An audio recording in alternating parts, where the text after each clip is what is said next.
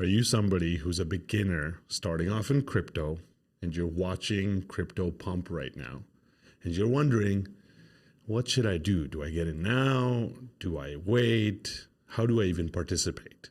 Well, it's your lucky day. We're going to go through all of that and give you a step-by-step guide on what to do during this time that we call crypto spring. And if you don't know me, my name is Sim, like a SIM card. I am the ambassador from the Global Blockchain Business Council, which is the largest association of the biggest institutions in crypto. And I work with individuals, companies, and even countries on developing their strategy so they can participate in crypto without losing all their hard-earned money. So I'm sure you're somebody who's earned a decent bit of money in your life and it's been hard. So if you don't want to lose it, listen to this whole plan.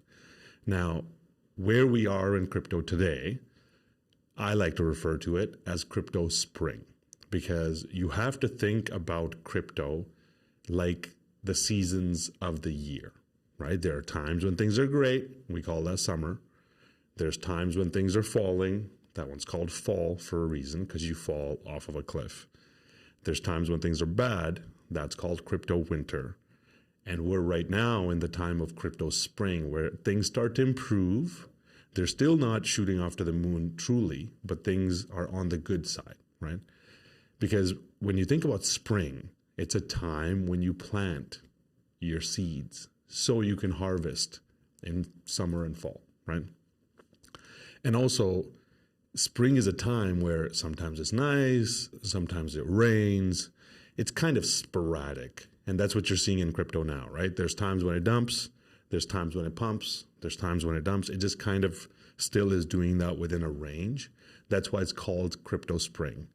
Now, the most important thing about this season is that this crypto spring is happening at the same time as the adoption of crypto is taking off, right? I've been here since 2012. I've been through many springs. I've been through many years of these seasons. And this time around, I can see that the governments, the countries, the companies, they're all adopting this technology. So the next wave is going to be one for the history books. Again, that's my opinion, but that's what we're seeing coming down the pipe. Because historically looking at the springs, the first one, my first one, was the 2013 timeline. Right around then, nobody believed in crypto. We thought it was just one of those things that would disappear over time. But then it pumped and it went to crazy numbers and we thought that was it, right?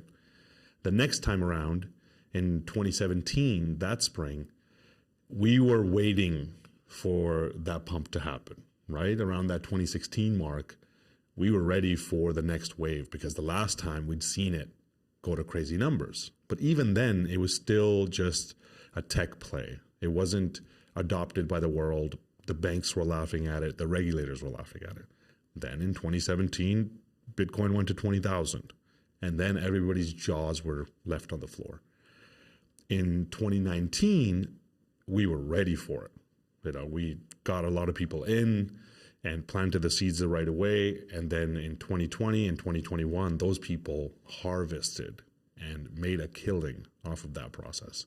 So that's why this time around, I want to make sure that you're aware of exactly what to do in this spring, because like I said, this next crypto summer between now and 2026 is going to be absolutely mind-blowing, to say the least.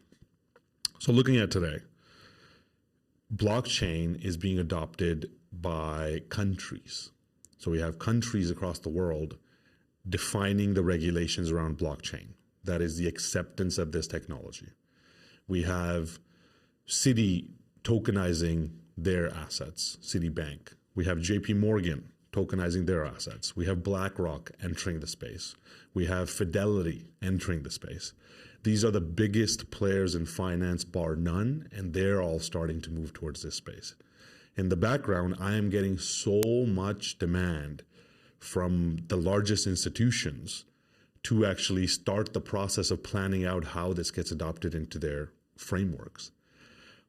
At the same time, people who saw the 2020 bull run are now getting ready to enter the space. Sadly, during crypto spring, most beginners and most average people ignore it because there's no hype. It's not in the news. So everybody's not paying attention to crypto. The smart people during this time pay attention, build a plan, and get in. At the same time as blockchain being adopted, there's technologies like AI that's taking over the world. So tokenized AI is a huge wave that's going to be coming in this next bull run. Watch out for that.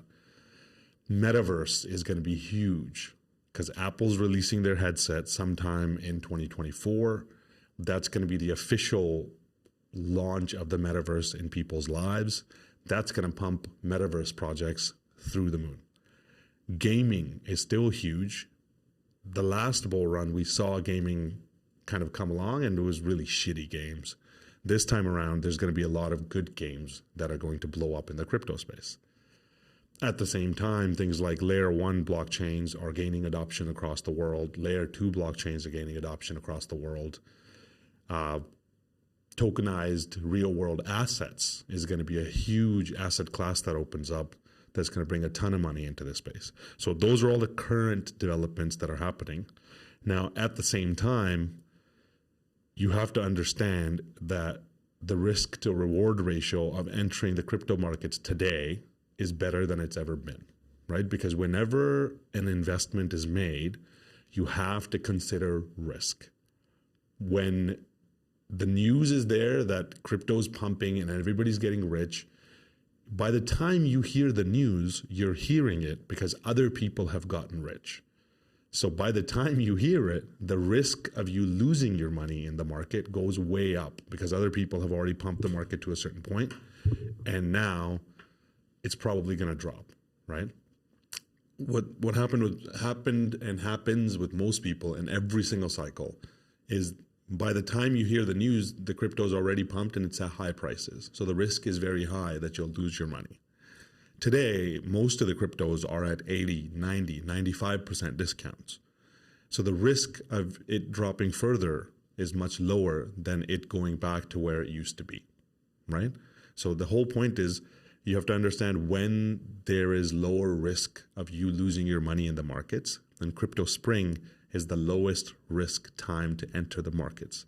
Now, if you enter the markets and lose all of your money, that's on you. This is just for education purposes. This isn't some financial advice. I'm just giving you the strategies that I've seen be successful with thousands of people that I've worked with, and that I've paid over $100,000 learning from the pros and have been successful for me and everybody around me. But remember, the core of all of that is understanding the risk. Now, speaking about risk, what people do in crypto in general is they'll enter and they'll want to get rich quick.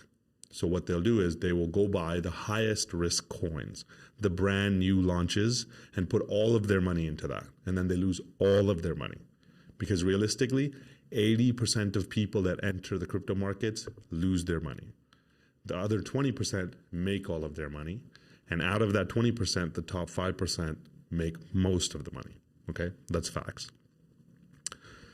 And if anything, that entire process is happening because you enter without a plan. Okay, so here's a step-by-step guide on how to build a plan so you don't lose all of your money.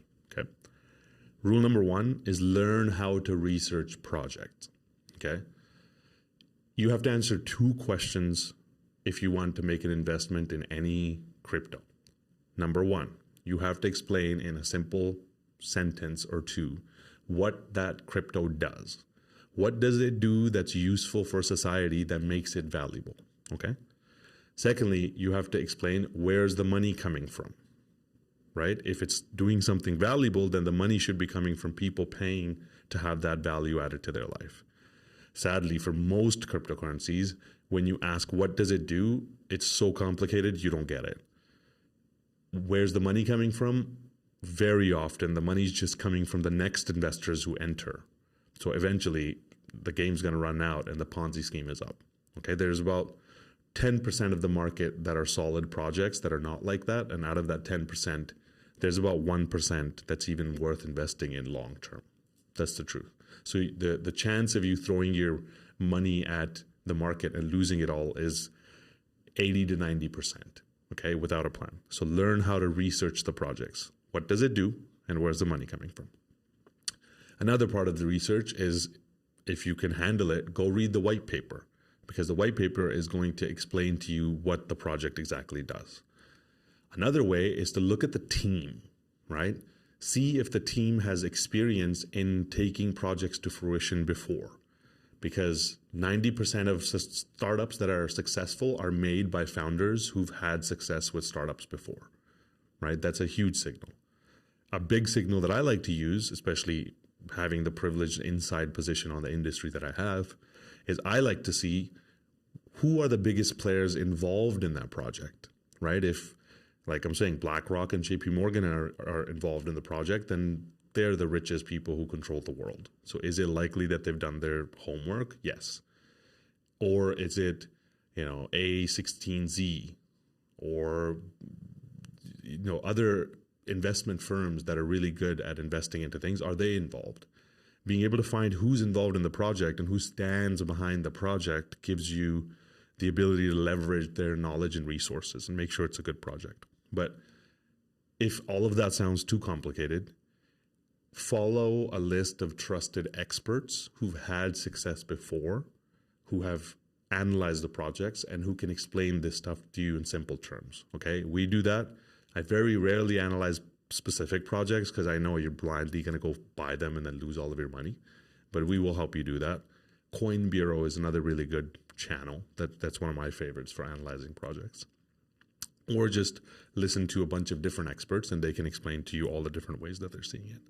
So once you've researched the projects, my recommendation is I like to pick 5 projects per bull cycle, per spring, right?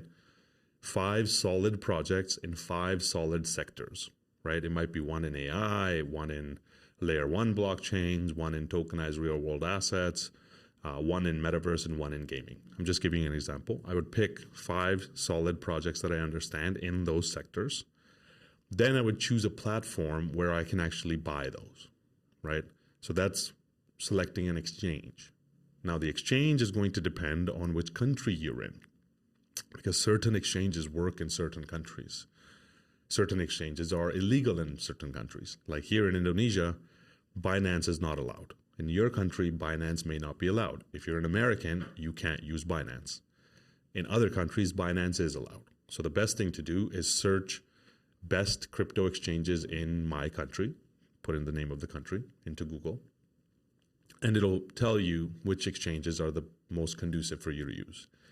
One of the biggest reasons you want to use an exchange that works specifically in your country is for you to be able to move your money from your bank account to the exchange and back without having issues. If you choose the wrong exchange, sometimes you can put money in and not take it out. Other times you can't even put money in. But my point is, pick an exchange that works in your country that's legally compliant and has those cryptos that you've chosen, right? A lot of times you'll go pick a whole list and do all of this work, and then you'll go pick an exchange and it turns out that exchange doesn't even have those cryptos, right? So you have to do this analysis first. Pick the cryptos that are on the exchange that works in your country. You could have multiple exchanges, but the more places you have to trade, the more complicated this whole management system becomes. Now, the most important part, what is your strategy? What is your plan, right? And your plan needs to include an analysis of your life. It needs to include what are your goals with investing. And if your goal is to get rich tomorrow, you're going to lose all of your money, okay? That can't be a goal. If it is a goal, that's the dumbest goal ever. That's why most people lose money. What I mean by goals is like, is your goal financial freedom? Is your goal to provide a house for your mom? Is your goal to give your children a bright future? Is your goal to make sure your old age goes well? Those are real substantial goals that you're willing to stand behind for years and years because they mean something to you. They're heart-centered goals. Those are the kind of goals I'm talking about. So what is the goal of you entering the crypto space? What is the benefit you want to create in your life? Then you have to understand, okay, how long is the timeline that I'm willing to play this game for? If your timeline's anything less than 4 years, you're playing the wrong game. You're going to lose all your money. If your timeline is 4 years or higher, then you're playing the game in a way that very few people play it. You're playing it like the biggest players in the game. And if I tell you, okay, 5 years ago, if I told you it'll take you 5 years to gain your financial freedom, you would easily do that, wouldn't you? Otherwise, you can spend another 5 years and still not have it and keep playing the short-term game and keep losing your money. 5 years ago, I wasn't there. I spent 15 years working on my financial freedom. And then now 11 years in crypto. And now finally, I'm at a place where my grandchildren will never need money again. So have a 5-year plan, 4 years minimum, but a 5-year plan minimum. I just contradicted myself. 4-year minimum, ideally 5-year plan, because 5-year plans are where the biggest investors participate. And then they have a 10-year plan and a 20-year plan and a 50-year plan, right? And a generational plan. Goals, timeline. Then you have to understand your risk. How much risk am I comfy with? Are you somebody who can take massive risky bets and go to sleep fine? Or are you somebody who's anxious, so you like to lower your risk? Are you somebody young who can afford to have higher levels of risk and you have the time to make your money back if you lose it? Are you somebody old who's spent their entire life earning this nest egg and you can't lose it, otherwise you're fucked? Okay? Pardon my English. What level of risk are you going to take on in the markets? And then, okay, which cryptos am I going to participate in? Which platform am I going to use? How much money am I going to put in? Now, this is where most people say, only put in what you're willing to lose. I think that's a very idiotic way of setting your intentions in the world. I say, only put in what you don't need to take back out for the next 4 years. Okay? If you're going to need this money within the next 4 years, don't put it into crypto. And if you know your lifestyle will not be affected by putting in the money, then do that. Okay? So select the amount of money that you want to put in. Then select how you're going to spread it out between the different cryptos. A lot of these steps are very complicated, so I don't want to go too much into the details. If you don't know how to do this, work with somebody. That's what I help people do. And now I'm opening my consulting back up again. So if you're somebody who needs help with this stuff, get in touch. In this process, you want to make sure you diversify your portfolio, right? Put some of your money into low risk stuff that's going to grow less, but is more likely to grow, more guaranteed to grow. Then put some of your money into medium risk stuff, which is kind of in between. It's not brand new projects, but it's not your Bitcoin and Ethereum, right? Bitcoin and Ethereum are the lowest risk. They've been there for a long time. We know they're solid projects, but they're going to grow the least in a percentage term. The in-between projects, which is going to be somewhere around, let's say, top 50 on the crypto list out of the 20,000 that exist, that's what I would consider the medium risk projects, which are big enough that there's millions and hundreds of millions of dollars in the projects themselves, but they're small enough that they could grow to multi-billions and create that growth. Then put whatever amount you decide into your high risk projects. That's going to be your brand new launch projects, pre-launch projects, stuff where if it blows up, it makes a ton of money, but if it doesn't, then it's not the end of the world. You'll still make a lot from the other investments that you have. That diversification comes alongside with the diversification of different sectors, right? Don't just put all of your money into AI, because who knows if AI is going to go this way or that way in this cycle. Spread it out between the different cycles, okay? Then you got to have a plan of what to do when you're in. How are you going to take profits? Something like a trend-based stop-loss strategy works really well. Some other people, they just decide once it goes up a certain amount, I take a certain amount out.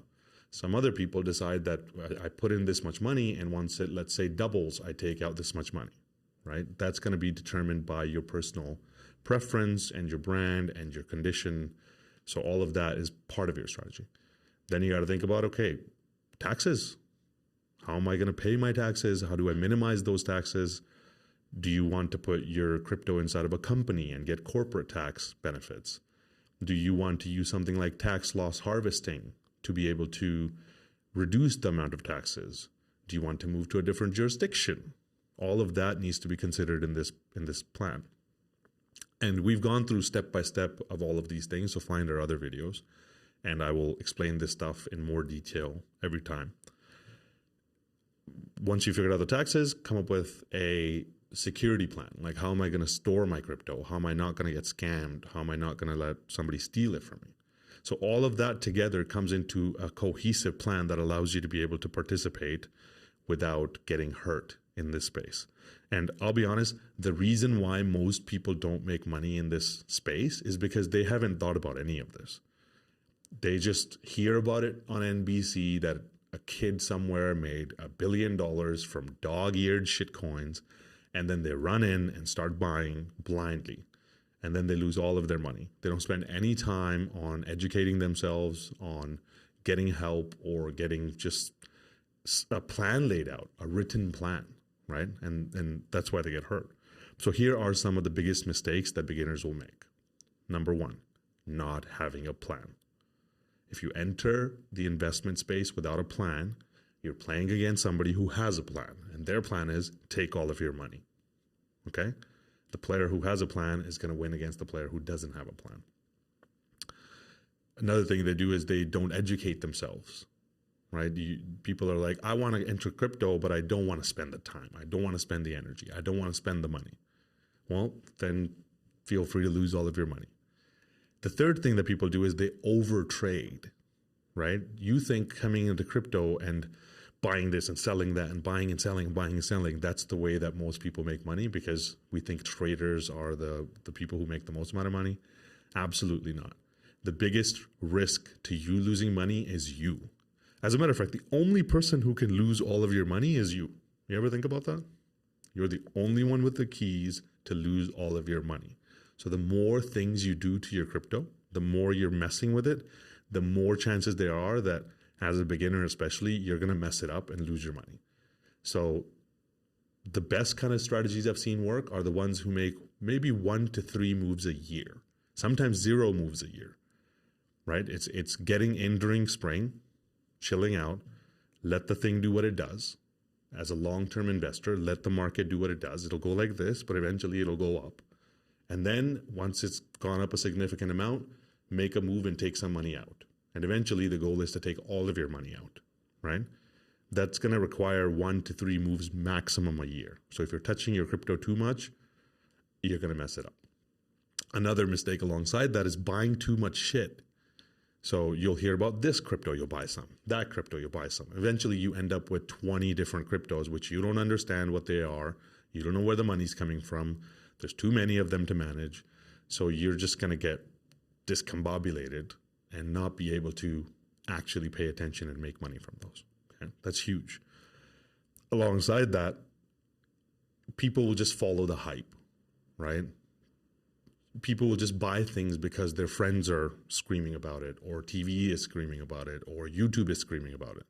And by the time you hear those things, there's a reason why, right? Somebody else has already made the money.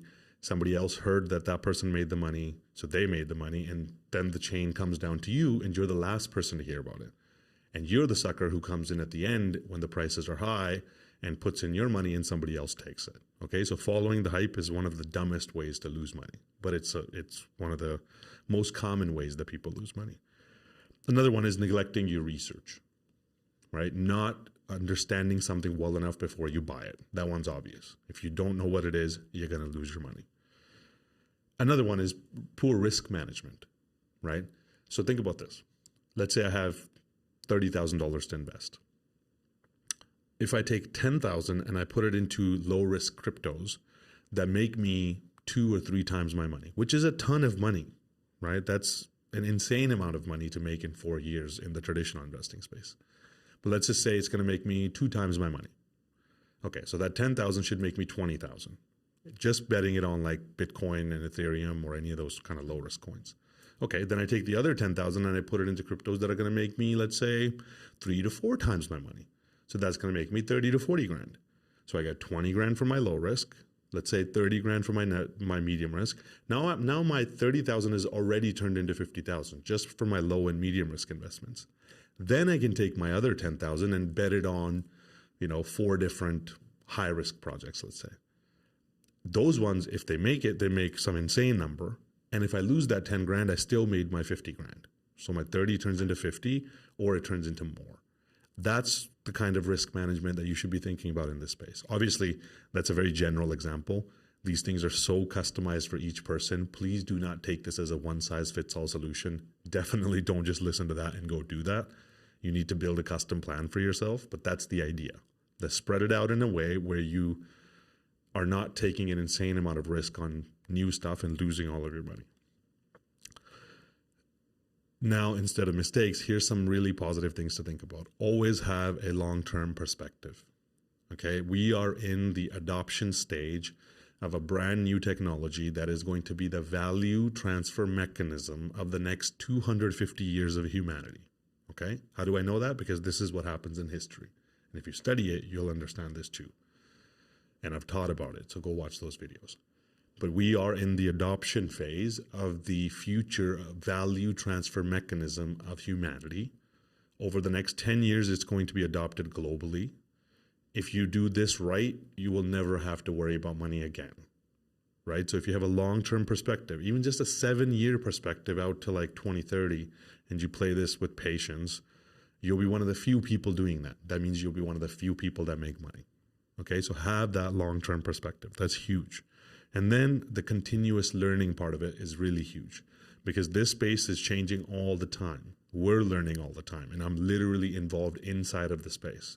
I'm in the meetings with your institutions and banks and Ripples and, Consensus. All of them are constantly shifting the space, so you have to continuously learn. You have to update your knowledge every year to actually participate in this space, or at least follow along. And that's why our goal is to distill it down in a way so it gets simplified. And in each season, we guide you through what needs to be done. Okay. Another big thing that's happening right now is the regulatory landscape keeps changing, right? So certain countries have certain regulations. Certain countries are bipolar, like China and India. They keep flipping back and forth. The US is starting to be toxic towards crypto. Europe and UK and a bunch of other countries are conducive to crypto. They're actually being supportive of crypto. So understand the regulatory landscape. And if it's confusing, watch some videos. If you're like, I don't want to do any of that, then pay an expert to do it. But do follow the regulations because that can cost you more than not paying attention. Alongside that is compliance, right? We are leaving the wild, wild west of crypto. The past 10 years has been this process where crypto was just open, they let you do whatever you want, and there was very little oversight. As a matter of fact, people thought it was private and nobody could see what you were doing. Now, that world has completely changed. Regulations are here. Compliance is an important thing. You need to make sure you do things in a regulatorily compliant way. Make sure you pay your damn taxes or figure out a way to pay less taxes. But staying compliant now is important. So many people enter this space. I've seen so many people enter with hundreds of thousands of dollars with the intention to make millions of dollars. We helped them do that. They made the millions of dollars.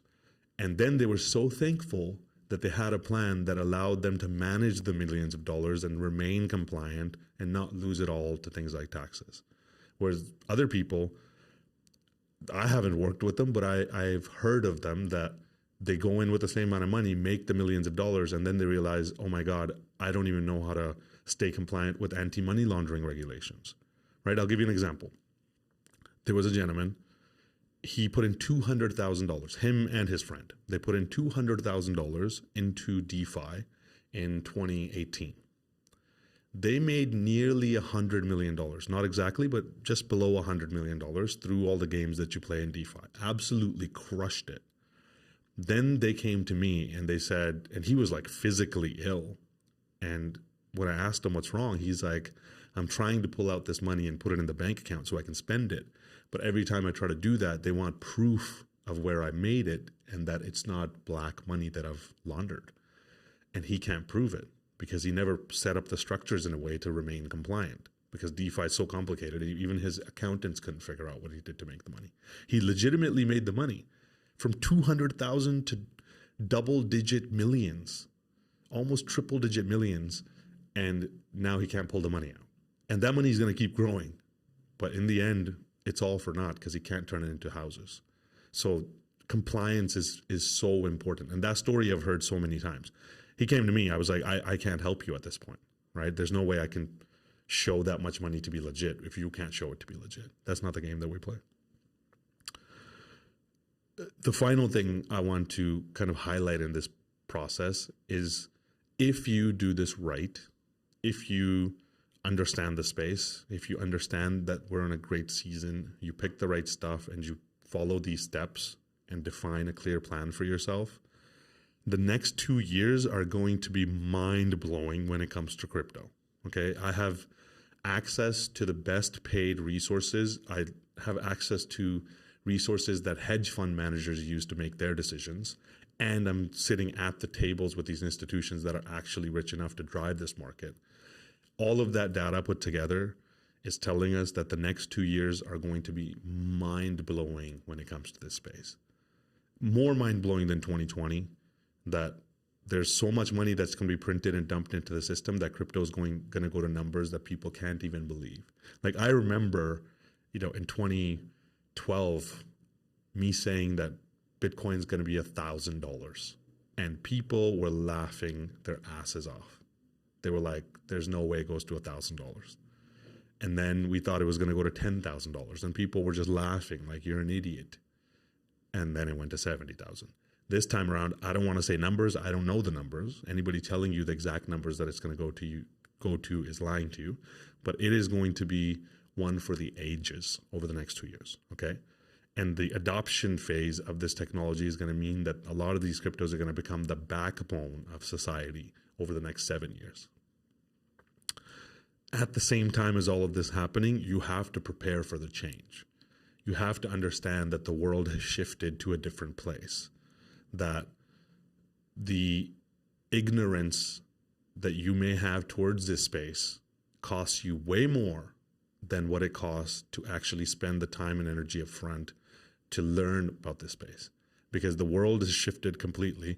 Children make billions of dollars while older people don't even know how to make what we call Wi-Fi money, right?